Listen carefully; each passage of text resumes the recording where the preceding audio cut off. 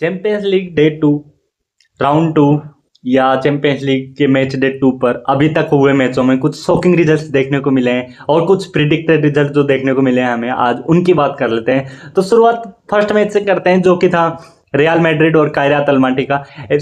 सबने सोचा था कि रियल मैड्रिड के लिए कि इजी मैच होगा और वो ही हुआ। 5-0 रियल मैड्रिड ने तोड़ दिया कायरात अलमाटी को। अम्बापे की हैट्रिक आई। अम्बापे कुछ अलग ही फॉर्म में चल रहे हैं इस साल, रियल मैड्रिड को सिंगल हैंडेडली कैरी कर रहे हैं, ऐसे कह सकते हैं अभी तक। दूसरा जो मैच था अटलांटा और क्लब ब्रूज का। इस मैच में क्लब ब्रूज ने पहला गोल मारा, फिर अटलांटा ने कमबैक विक्ट्री ली और 2-1 अटलांटा इस मैच को जीती।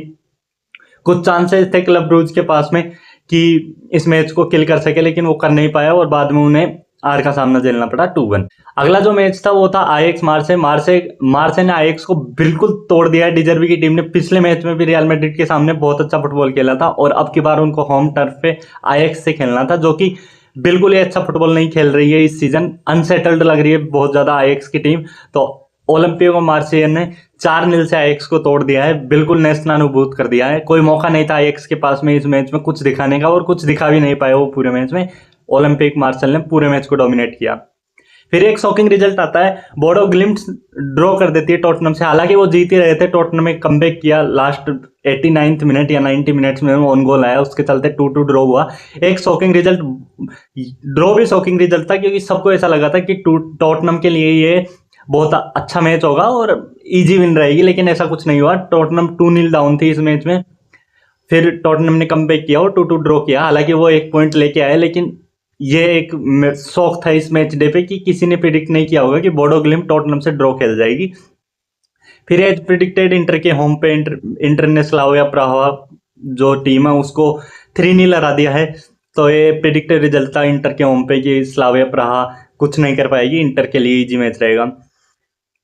एटलेटिको मैड्रिड ने जो पिछले वीकेंड पे दिखाया था हमें रियल मैड्रिड के अगेंस्ट, फिर से एक बार वही चीज दिखाई है। 5 गोल मार दिए उन्होंने फ्रैंकफर्ट के अगेंस्ट। 5-1 की स्कोर लाइन के साथ मैच खत्म हुआ है और यूलियन अल्वारेज का एक और बहुत ही अच्छा गेम गया है। यूलियन अल्वारेज बहुत ही अच्छे टच में आ चुके हैं इंजरी के बाद, और जो डियागो सिमेनी फुटबॉल खिलाने की कोशिश कर रहे थे नई साइनिंग आने के बाद, शायद से अभी 2 ही मैच हुए हैं, कोई बड़ा सैंपल साइज नहीं है, लेकिन लगता है कि वो क्लिक करने लग गई है और अब एटलेटिको मैड्रिड काफी अच्छा खेल रही है पिछले 2 मैचों से। अभी उनके और प्लेयर्स जब फिट हो जाएंगे तब वो कैसा फुटबॉल खेलते हैं, क्या वो कंसिस्टेंसी जो कि एटलेटिको मैड्रिड की कमी रहती है हमेशा, क्या उसको बरकरार रख पाते हैं, ये उनके लिए एक बड़ी चीज रहेगी।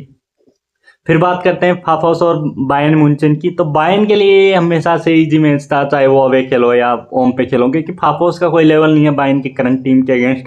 तो 5-1 बायर्न ने तोड़ दिया फाफोस को, कुछ है नहीं बात करने का। फिर है 2 मैच जिनमें है बात करने का, जैसे कि चेल्सी बेनफिका। चेल्सी ने एक गोल जरूर स्कोर किया, वो ऑन गोल था भाई, पेड्रो नेटो ने बॉल डाली है, गर्नाचो अंदर कट इन कर रहे थे एंजो फर्नांडिस के लिए और उनके डिफेंडर से डिफ्लेक्ट होके बॉल गोल में चली गई। डिफेंडर उनके प्लेयर से डिफ्लेक्ट होके बॉल गोल में चली गई। उसके बाद भी ये गेम ऐसा लगा नहीं कि इंटरेस्टिंग गेम है, दोनों साइड से कुछ ऐसा देखने को नहीं मिला। हाँ, ये रॉबर्ट सांचेज से कुछ अच्छे सेव्स देखने को मिले और एक और चीज देखने को मिली कि चेल्सी ने बैक टू बैक 3 मैचों में रेड कार्ड ले लिया है।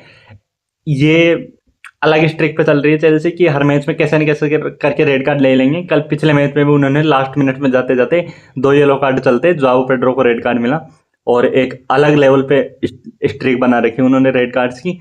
चेल्सी के इस मैच में कुछ खास ऐसा लगा नहीं कि जोजे मैरूनी आएंगे तो कुछ अच्छा फुटबॉल खिला देंगे।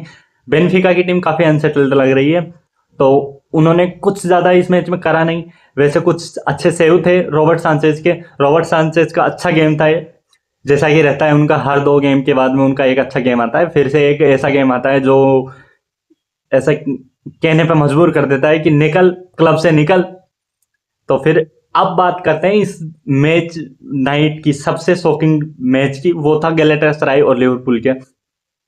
तो जब लिवरपूल ने समर ट्रांसफर विंडो खत्म की थी ना, तब सबने ये सोचा था कि इन्होंने इतने अच्छे अच्छे प्लेयर साइन कर लिए हैं, ये अब सब टीमों को एक तरीके से तोड़ देंगे। लेकिन किसी ने भी ये प्रिडिक्ट नहीं किया था कि इन प्लेयर्स को अभी तक सिस्टम में डालने के लिए टाइम लग सकता है, और वही हो रहा है लिवरपूल के साथ। हालांकि Liverpool back to back 2 game हारी है इस सीजन, अभी तक 2 ही गेम आ रही है, लेकिन अभी तक उनकी टीम सेटल्ड नहीं लगी है इस सीजन में। उनका कॉम्बिनेशन प्ले अभी तक बन नहीं पा रहा है, जो डॉट्स कनेक्ट होते हैं ना पासिंग में, वो मिसिंग है। लिवरपूल पोजीशन लॉस्ट कर देती है जब वो अटैकिंग फाइन प्रोग्रेसिव पासेस करते हैं, तो उनके पासेस कनेक्ट नहीं हो पा रहे हैं। इस मैच में हमें कुछ चेंजेस देखने को मिले क्योंकि उनके बैक टू बैक मैचेस आने वाले हैं। अभी चेल्सी से वीकेंड पे मैच है, तो उन्होंने इस मैच में कुछ शॉकिंग चेंज किए, जैसे जर्मी फ्रिम्पोंग राइट विंग पे खेलते हुए दिखे हमें, साला नहीं दिखे, ब्रेडली खेलते नहीं दिखे राइट बैक पे, वहां सोबसलाई दिखे हमें।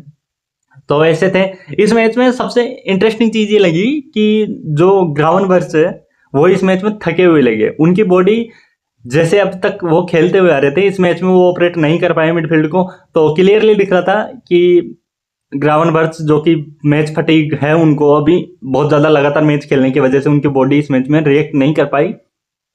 और जिस हिसाब के वो फुटबॉल खेल रहे थे और जिस हिसाब के वो प्लेयर है ना अभी तक, उस हिसाब से फुटबॉल नहीं खेल पाए इस मैच में। तो जो लिवरपूल के लिए कंसर्निंग पॉइंट है वो यही है कि कितने मैच और लगेंगे लिवरपूल को इन सारे प्लेयर्स के इर्द गिर्द एक ऐसा सिस्टम बनाने के लिए जिसमें ये प्लेयर्स परफेक्टली रिएक्ट कर पाए, परफेक्टली गेम प्ले खेल पाए, परफेक्टली जो टेक्टिक्स बनाते हैं आर्ने स्लॉट उनको इंप्लीमेंट कर पाए। हालांकि इनके पास इतने अच्छे अच्छे प्लेयर है कि वो इंडिविजुअल ब्रिलियंस पे अब तक मैच निकाल रहे थे, लेकिन पिछले 2 मैचों से वो हो नहीं रहा है। कैसे न कैसे करके वो मिस कर जाते हैं। जैसे क्रिस्टल पैलेस के अगेंस्ट लास्ट मिनट गोल खाकर इन्होंने मैच हार दिया था, वैसे ही इस मैच में ओसिमैन की 68th मिनट पेनल्टी थी। उसके बाद अलिसन जो कि बाद में जाके इंजर्ड हो गए, उन्होंने काफी अच्छे सेव किए। नहीं तो ओसिमैन का अलग मूड था आज कि मैंने एक गोल मार दिया है, मैं गोल मारना नहीं चाहता। इसलिए आई थिंक मेरा पर्सनल ओपिनियन है कि अगर ओसिमैन ज्यादा क्लिनिकल होते तो ये स्कोर लाइन और वर्स्ट हो सकती थी लिवरपूल के लिए। और काफी शॉकिंग तो रिजल्ट है ही कि 1-0 हार गए, साथ ही में शर्मनाक रिजल्ट भी हो सकता था क्योंकि जिस हिसाब के ओसिमैन ने चांसेस मिस किए थे ना इस मैच में, वो चांसेस फिनिश कर देता तो 3-0 टाइप की विक्ट्री बन सकती थी इजीली गैलेटासराय के लिए। एक चांस मुझे याद है कि इसाक को मिला था, फर्स्ट टच इसाक सब्स्टिट्यूट होकर आया था, वो क्लियर कट अपॉर्चुनिटी थी लिवरपूल के लिए कि गोल करने की, लेकिन वो शॉट मार नहीं पाए सही से और गोलकीपर को डायरेक्ट दे मारे और इसके चलते सेव हो गया और लिवरपूल को इक्वलाइजर नहीं मिला।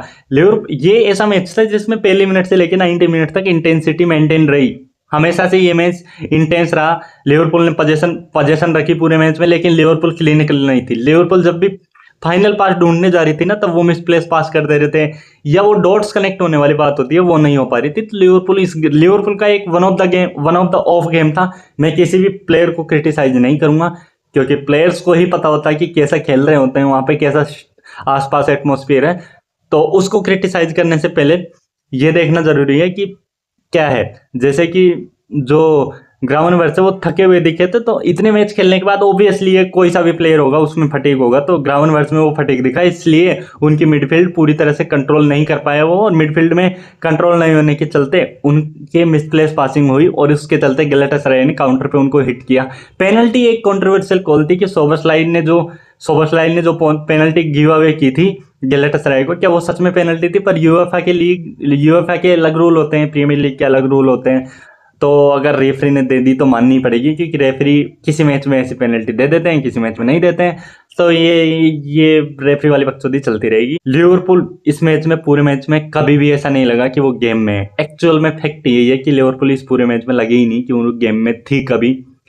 लिवरपूल का एक बुरा गेम था। लिवरपूल को ये जल्दी से जल्दी एड्रेस करना होगा क्योंकि उनका प्रीमियर लीग में एक इंपॉर्टेंट मैच आने वाला है चेल्सी के